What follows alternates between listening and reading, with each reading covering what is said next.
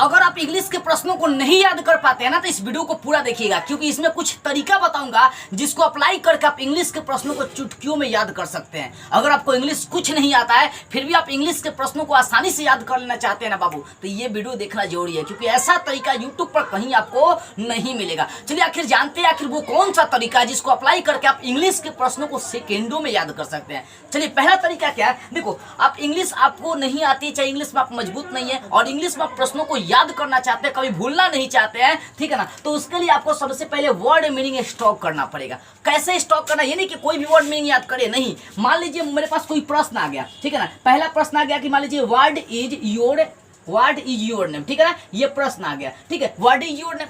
तो हमें इनमें प्रत्येक वर्ड का पता होना चाहिए कि हिंदी क्या होगा। उसी प्रकार से जो क्वेश्चन कोई कर दे, मान लीजिए यही क्वेश्चन कर दिया तो इस क्वेश्चन का हमको हिंदी पता होना चाहिए। इस क्वेश्चन में जितना भी स्पेलिंग है उस सब का हिंदी हमको पता होना चाहिए। व्हाट मीन्स क्या, योर मतलब तुम्हारा, चाहे आपका, नेम मतलब नाम, यानी आपका क्या नाम है, तो हमें पता चल गया कि इसमें प्रत्येक वर्ड का मुझे हिंदी पता है। उसी प्रकार से आपको क्या करना है कि जो क्वेश्चन आपको मिला है, जिस क्वेश्चन को आप याद करना चाहते हैं, उस क्वेश्चन का प्रत्येक का वर्ड मीनिंग आप याद कर लेना है। याद करने का मतलब वर्ड मीनिंग के साथ साथ उसका हिंदी याद करना, प्रत्येक का। नहीं आती है गूगल ट्रांसलेट करिए, नहीं आती है अपने टीचर से संपर्क करिए। मान लीजिए क्वेश्चन कर दिया what is your father's name, what is your father's name, तो उसमें पता होना चाहिए व्हाट मीन्स क्या होता है, फादर्स मीन्स क्या होता है, नेम मतलब क्या होता है, योर मतलब।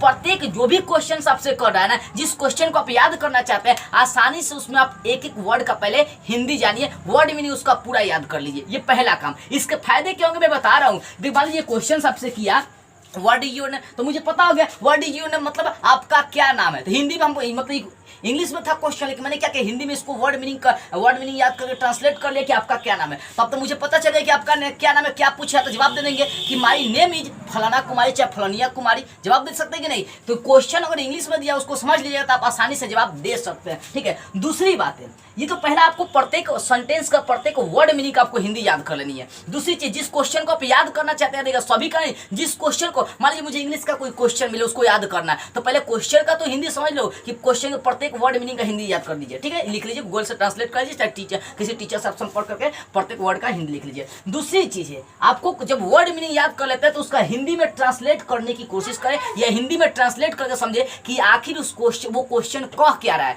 और जो आंसर लिखे हैं, आंसर भी तो याद करना है ना, तो आंसर की प्रत्येक वर्ड मीनिंग का हिंदी याद रखना है और उसको भी हिंदी में कन्वर्ट करके देखना है कि आखिर क्वेश्चन क्या कर रहा है और उसका आंसर किस टाइप से इंग्लिश में दिया गया। तो हिंदी और इंग्लिश यानी क्वेश्चन जो दिया गया, जो क्वेश्चन है, जो आंसर दिया गया, उसको पहले प्रत्येक वर्ड मीनिंग को याद करना है और उसके बाद उसको हिंदी में ट्रांसलेट कर लेना है, हिंदी में ट्रांसलेट करके लिखना चाहिए, हिंदी में ट्रांसलेट कर लेना है, ठीक है। जब हिंदी में ट्रांसलेट कर लेंगे तो आपको क्वेश्चन और आंसर को समझना है कि आखिर क्वेश्चन क्या कह रहा है, उसका आंसर क्या कह रहा है, जो क्वेश्चन पूछा गया उसके आधार पर आंसर कैसे दिया गया, ये कैसे हिंदी और इंग्लिश में ट्रांसलेट करके क्वेश्चन और आंसर दोनों को हमें क्या करना है बाबू, समझना है। समझने के बाद आपको बार बार उसका रिवीजन करना है, बार बार उसको अपने माइंड सेट में बैठाना है। मान लीजिए कि एक बार हम लिख लिए, चाहे एक बार प्रश्नों को याद कर लिए, हिंदी इंग्लिश में कन्वर्ट करके याद कर लिए, ठीक है ना, तो आपको एक बार देख लेना है भर नजर से और उसको आंख बंद करके देखना है कि कितना मैं याद कर चुका हूँ। आंख बंद करके आपको सोचना है कि कितना मेरे दिमाग में छप गया है, ठीक है ना। यानी कहने का मतलब जो इंग्लिश का क्वेश्चन आंसर आप याद करना चाहते हैं जिसको, उसको बार बार लिखिए, बार बार रिवाइज करिए, एक दो बार लिखिए, दूसरी बार कोशिश करिए कि बिना देखे लिखिए, एक दो बार रट भी लीजिए, एक बार रट भी लीजिए और रट कर उसको बिना देखे लिखने की कोशिश करिए, क्योंकि आपने हिंदी का इंग्लिश का हिंदी कन्वर्ट कर दिया, इंग्लिश का हिंदी कन्वर्ट कर उसको लिखे, उसको समझे, एक बार याद भी कर लिए और उसके बाद लिख रहे हैं, तो ऐसे आसानी से आप कोई भी प्रश्न याद कर सकते हैं। तो पहले जिस क्वेश्चन का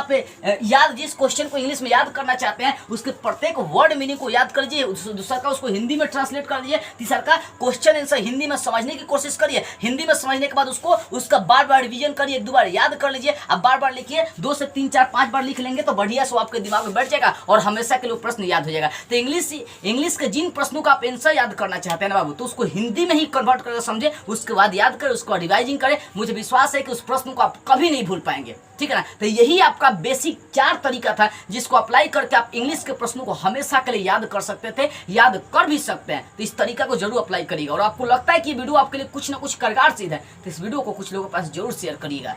जय